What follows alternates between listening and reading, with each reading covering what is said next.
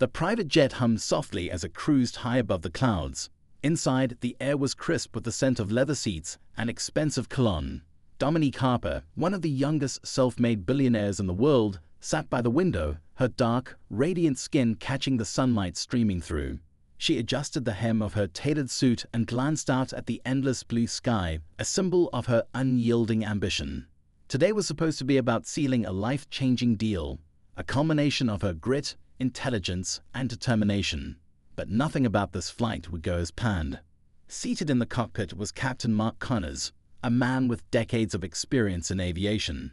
Yet, despite his polished exterior and charming professionalism, whispers among the crew hinted at a darker side to him. Mark's demeanor had been subtly off ever since Dominique boarded the plane.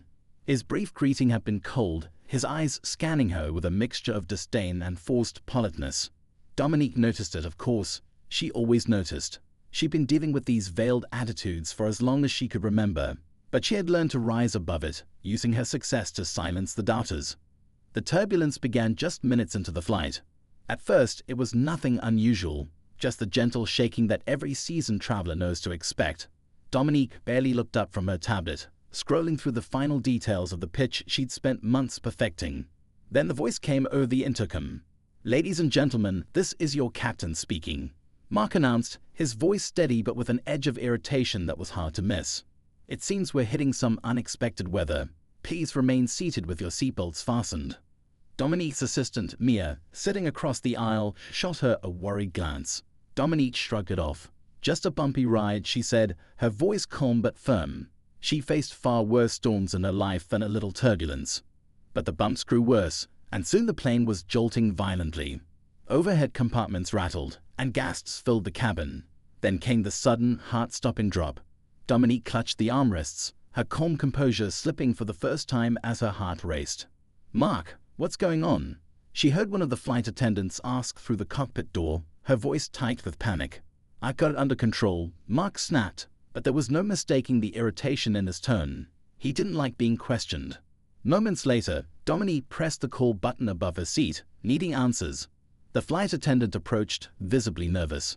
"Ma'am, the captain says everything is fine, but maybe you should prepare for an emergency landing." "An emergency landing?" Dominique said sharply, her calm veneer replaced with a mix of confusion and concern. What Dominique didn't know was that Mark's irritation wasn't just about the turbulence. It was personal. Her mere presence on his flight was, to him, an affront. To Mark, Dominique was everything he resented: powerful, accomplished, and unapologetically herself. She represented a world he didn't think she belonged to, a world he believed should have been his. As the turbulence worsened, Mark's frustration boiled over. Instead of focusing entirely on stabilizing the plane, his mind wandered, clouded by bitterness. It was a lapse of judgment that would soon have devastating consequences. Just as Dominique unbuckled her seatbelt to confront the situation head-on, the jet lurched violently to the left. She was thrown forward, hitting her shoulder against the seat in front of her. Around her, passengers screamed, fear taking hold. Mia's face had gone pale, her fingers gripping the seat tightly. Through the chaos, Dominique stood, her voice cutting through the panic. "I need to speak to the captain. Now." "Ma'am, please sit down," the flight attendant began, but Dominique's glare silenced her. "This is my flight." "Get him out here," Dominique demanded, her voice commanding, her presence unshakable even in the face of disaster. The attendant hesitated, then knocked on the cockpit door.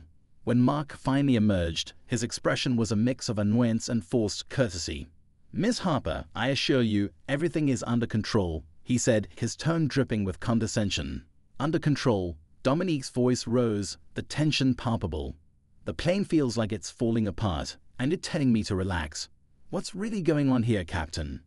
For a moment, Mark's mask slipped, and Dominique caught a glimpse of the disdain in his eyes. "Maybe if people like you didn't always think they knew better," he muttered under his breath. "Excuse me?" Dominique said, her tone sharp. The cabin seemed to go silent, every pair of eyes on the two of them. Mark straightened, realizing he'd crossed a line. "I said, please return to your seat. I'm the captain, and I know what I'm doing." Dominique held his gaze unflinching. "I hope for everyone's sake that you do. But let me be clear, Captain. If this plane goes down because of your incompetence, you'll answer to me." Mark's jaw tightened, but he said nothing, retreating to the cockpit. Dominique sat back down, her mind racing. Something wasn't right, and she wasn't about to let it slide. Minutes later, the unthinkable happened. The plane jolted again, and alarms blared. The intercom crackled, and Mark's voice, now panicked, came through. Brace for impact. In those 2 minutes, everything changed, and by the time the chaos settled, Mark Connors would find himself begging for forgiveness on his knees. The cabin was a blur of chaos as passengers clung to their seats, their screams mingling with the piercing wail of alarms.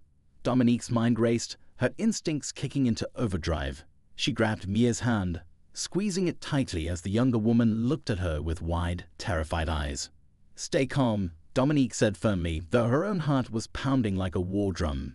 She faced high-stakes moments before, boardroom showdowns, hostile takeovers, situations where everything was on the line, but nothing had prepared her for this. The plane shook violently again, sending a cart of drinks crashing down the aisle. Dominique braced herself, her other hand gripping the armrest with white-knuckle force. She glanced out the window, but there was nothing to see, just endless clouds and the unsettling sensation that they were descending too quickly. Mia's voice trembled as she whispered, "What's happening? Are we going to crash?" "No," Dominique said, her tone resolute. "Not today." Dominique's words were as much for herself as they were for Mia. She refused to entertain the thought of defeat. Her entire life had been about beating the odds, defying expectations, and refusing to back down. This moment would be no different. Through the chaos, Dominique's mind latched onto the unresolved tension with Mark Connors. Something about his attitude had been off from the start. His clipped responses, his refusal to address her directly unless absolutely necessary. And then there was that muttered comment under his breath. It wasn't just frustration or nerves. It was personal. Dominique leaned over, speaking in a low, urgent tone to Mia. "Something's not right with the captain. I need you to stay here while I figure out what's going on." Mia's eyes widened. "Are you serious? Dominique, you can't just." "I can and I will," Dominique cut her off. Her voice was calm but left no room for argument. She stood up, steadying herself against the shaking plane, and made her way down the aisle toward the cockpit door. The flight attendants were huddled near the front, their expressions a mix of fear and confusion. Dominique approached them with the same commanding presence she brought to every negotiation, every confrontation. "I need to speak to the captain," she said, her voice firm but not unkind. One of the attendants, a young man who looked barely out of training, shook his head. "Ma'am, you need to sit down. We're in an emergency situation." "I'm aware," Dominique interrupted, her eyes narrowing. "And that's exactly why I need to speak to him. Now." The attendant hesitated, glancing at his colleague for support. Dominique didn't wait for permission. She stepped past them, her sharp heels clicking against the cabin floor, and knocked on the cockpit door. "Captain Connors," she called out, her voice steady despite the chaos around her. "Open this door. We need to talk." There was no immediate response. Dominique's patience, already stretched thin, was nearing its limit. She knocked again, harder this time. "Mark, I'm not going anywhere until you tell me what's happening. Open the door." The door clicked, and Mark opened it just enough to stick his head out. His face was pale, a thin sheen of sweat glistening on his forehead. "Miss Harper," he said tightly, "I don't have time for this right now." "Make time," Dominique said, her eyes locking onto his with unwavering intensity. "Your passengers are terrified. The plane is falling apart. And I have a feeling there's more going on here than just bad weather." Mark's jaw clenched, his hand gripping the edge of the door. For a moment, Dominique thought he might slam it shut in her face. But then his expression shifted, a flicker of something, guilt, crossing his features. He stepped back, opening the door wider. "Fine," he said, his voice low. "Come in." Dominique stepped into the cockpit, the hum of the controls and the flashing lights a stark contrast to the chaos outside. The co-pilot, a woman in her 30s with a calm but strained expression, glanced at Dominique but said nothing. "What's really going on?" Dominique demanded, folding her arms. Mark ran a hand through his hair, avoiding her gaze. "We hit a patch of turbulence, and it's worse than we expected. I'm doing everything I can to stabilize the plane." "Don't lie to me," Dominique said sharply. "This isn't just turbulence. You know it, I know it." Mark turned to her, his eyes blazing with a mix of frustration and defensiveness. "You think you know everything, don't you?" he snapped. "Just because you've got money and power, you think you can waltz in here and—" "This isn't about me," Dominique interrupted, her voice rising. "This is about every soul on this plane. Now tell me the truth or I'll make sure you never fly again." The co-pilot cleared her throat, cutting through the tension. "We've lost partial control of the hydraulics," she said, her voice steady but grim.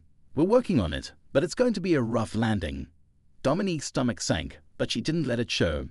Instead, she turned back to Mark. "Is that all? Or is there something else you're not telling me?" Mark hesitated, his hands gripping the controls. "That's all," he said finally, though the flicker of unease in his eyes told a different story. Dominique studied him for a moment, then nodded. "Fix it," she said, her tone leaving no room for argument. She turned and walked out of the cockpit, her mind racing. Back in the cabin, the atmosphere was thick with fear. Dominique returned to the seat, her expression calm but determined. Mia leaned in, her voice a hushed whisper. "What did he say?" "They're working on it," Dominique replied, her voice steady. "But I'm not convinced we're getting the full story." Mia's brow furrowed. "What do you mean?" "I mean there's more to this than just a mechanical issue," Dominique said, "and I'm going to find out what it is." As the plane continued its shaky descent, Dominique's thoughts turned over like a puzzle with missing pieces. She couldn't shake the feeling that Mark Connors was hiding something that could mean the difference between life and death for everyone on board. And as she glanced out the window at the rapidly approaching ground, she knew one thing for certain. She wasn't going down without a fight. The plane shuddered again, a violent jolt that made Dominique grip her armrest tightly. Around her, the passengers clung to each other, their fear palpable. Mia had gone silent, her knuckles white as she clutched the edge of her seat. Dominique kept her expression neutral, projecting the calm confidence that had carried her through countless battles, even as her stomach churned with unease. She replayed the conversation in the cockpit in her mind. The co-pilot's explanation had sounded reasonable enough, but it didn't add up. It wasn't just the mechanical failure, it was Mark Connors. The way he avoided eye contact, the tension in his voice, something deeper was wrong, and Dominique couldn't shake the feeling that it had everything to do with her. As the plane dipped slightly, she danced toward the cockpit door again. Her instincts told her she needed more information, but charging back in might only make the situation worse. For now, she decided to observe, a sharp mind cataloging every detail, every interaction. The flight attendants had regrouped near the front of the cabin, their hushed voices carrying an edge of panic. Dominique caught fragments of their conversation. "Never seen him like this before. He's been distracted all day. What if we have to?" Dominique's eyes narrowed. She stood, steadying herself as the plane swayed and approached the group. The attendants stopped talking immediately, their wide eyes darting to her. "I need answers," she said, her tone firm but not unkind. "What's really going on with the captain?" The older attendant, a woman with a calm demeanor despite the circumstances, stepped forward. "Ma'am, we've been instructed to." "I know what you've been instructed to do," Dominique interrupted. "But I'm not just another passenger, and you know it. If there's something I need to know, you better tell me now." The woman hesitated, glancing at her colleagues before lowering her voice. "Captain Connors has been off today. He was fine during pre-flight checks, but as soon as we took off, he seemed agitated. More than usual." "More than usual," Dominique pressed. The attendant nodded reluctantly. "He's always been a little difficult, but this is different.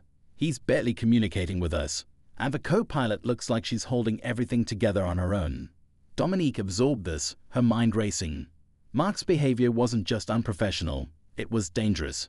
Whatever was happening with him wasn't just a personal issue. It was putting every life on this plane at risk. "Thank you," she said, her voice steady. "Stay alert and let me know if anything changes." She returned to her seat, her thoughts spiraling. Mia leaned closer, her voice a whisper. "What did they say?" Dominique hesitated, then decided to share the truth. "The captain's not in the right frame of mind. The co-pilot's doing most of the work." Mia's eyes widened. "That's terrifying. What are we supposed to do?" "We wait," Dominique said, though the word felt foreign in her mouth. Waiting wasn't her style, but for now, it was their only option. As the minutes dragged on, the tension in the cabin grew heavier. The alarms had stopped, but the turbulence continued, each jolt a reminder of how fragile their situation was. Dominique couldn't sit still. She danced around, observing the other passengers. A man a few rows back was murmuring into his phone, likely recording a message in case the worst happened. A mother held a crying toddler, her whispers a mix of comfort and desperation. The scene was a stark reminder of what was at stake. Dominique's gaze shifted to the emergency exit. Her mind wandered briefly to the training she received during a wilderness retreat, a crash course in survival that had felt unnecessary at the time. Now, those lessons were flooding back, every detail sharp and clear. The cockpit door opened suddenly, and Mark emerged, his expression tight. The passengers fell silent, all eyes on him. He cleared his throat, his voice steady but strained. "Ladies and gentlemen, we've encountered a serious mechanical issue. We're preparing for an emergency landing at the nearest airstrip. Please remain calm and follow the instructions of the flight attendants."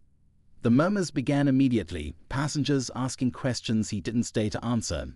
Dominique stood, meeting him halfway down the aisle. "Captain," she said sharply, "a word." He sighed, running a hand through his hair. "Miss Harper, I've already explained the situation." "You've explained nothing," Dominique interrupted. "You're asking for calm, but you haven't earned it. What's really going on?" Mark's eyes darted around, as if looking for an escape. But Dominique held his gaze, unrelenting. Finally, he sighed again, his shoulders sagging. "We lost hydraulic control over part of the plane," he admitted quietly. "The landing gear isn't responding. We're going to have to attempt a manual landing." "Is that all?" Dominique asked, her tone skeptical. Mark hesitated, and she knew she had him. "It's not just the gear," he said finally, his voice low. "The turbulence damaged the fuel line. We're losing fuel faster than we can calculate." Dominique felt a chill run down her spine, but she kept her expression neutral. "And you waited until now to say something." "I didn't want to cause panic," he said defensively. "Panic? You think this is panic?" Dominique gestured to the cabin, where passengers were clinging to each other, their fear etched on their faces. "You need to be honest with these people. They deserve that much."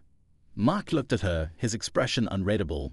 For a moment, she thought he might argue, but instead, he nodded curtly and returned to the cockpit. Dominique sat back down, her mind racing. She had a sinking feeling that Mark's honesty had come too late. Whatever was about to happen, they were running out of time. As the plane descended lower, Dominique tightened her seatbelt and took Mia's hand. "Whatever happens," she said quietly, "we're getting through this." Mia nodded, her eyes filled with trust. Dominique didn't let go, her grip firm as the plane shook again. Around them, the world seemed to hold its breath, waiting for what would come next. The cabin lights flickered as the plane descended further, the engines roaring louder than before. Outside, the once endless blanket of clouds began to part, revealing the faint outline of land below. Dominique could see fields and scattered patches of forest, but no sign of an airstrip. The realization sent a fresh wave of unease through her. Wherever they were landing, it wasn't a standard runway. The passengers around her had gone silent, their earlier panic replaced by a tense, suffocating stillness. Every face told the same story: fear, resignation, and the fragile hope that somehow, against all odds, they would make it. Dominique tightened her grip on Mia's hand, feeling the younger woman tremble. "I don't see a runway," Mia whispered, her voice barely audible over the hum of the engines. "Neither do I," Dominique replied, her tone calm but firm. "But we're going to be fine. Just stay focused." Deep down, Dominique wasn't so sure. She had never been one to rely on blind faith. She preferred action, strategy, control. But here, strapped into her seat with no power over what would happen next, she found herself at the mercy of forces she couldn't influence. From the cockpit, the crackle of the intercom cut through the silence. Mark's voice came on, steady but strained. "Attention, passengers. We are making an emergency landing on an alternate surface. Please brace for impact and follow the instructions of the flight attendants." Alternate surface.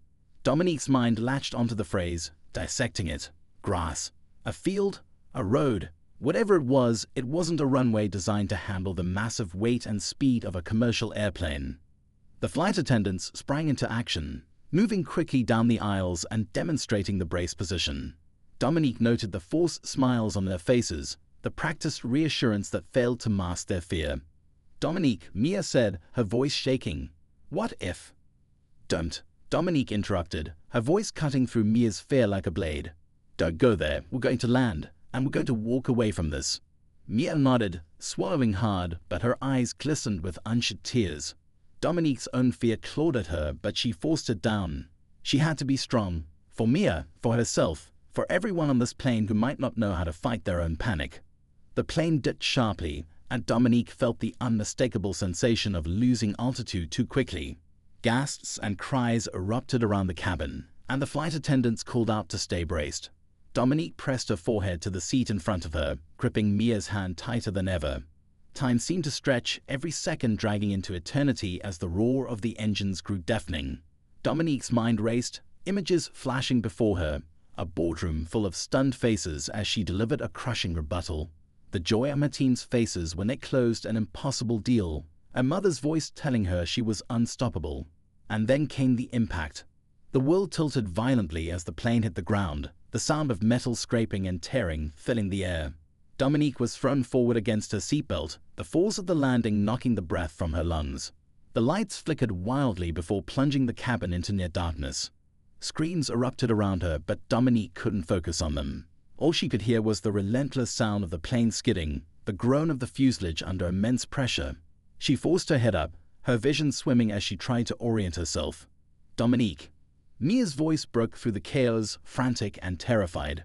"I'm here," Dominique shouted back, reaching out blindly until she felt Mia's hand.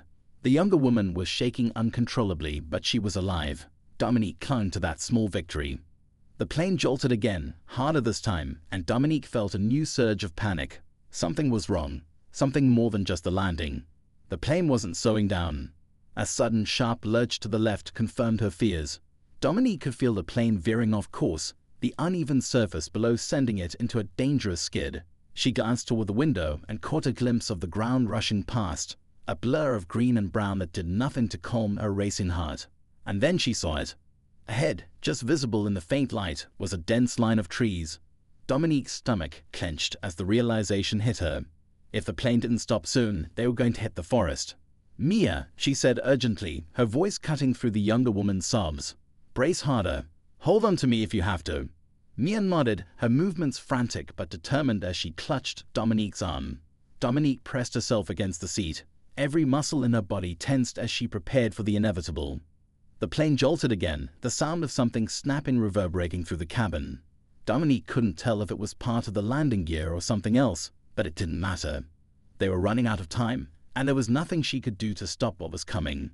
In those final moments, as the trees loomed closer, Dominique's thoughts turned not to fear, but to resolve.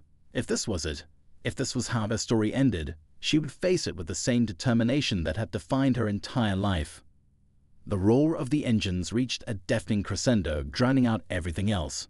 The trees were impossibly close now, their dark silhouettes a wall of inevitability. Dominique braced harder, her breath held, her heart pounding like a drum.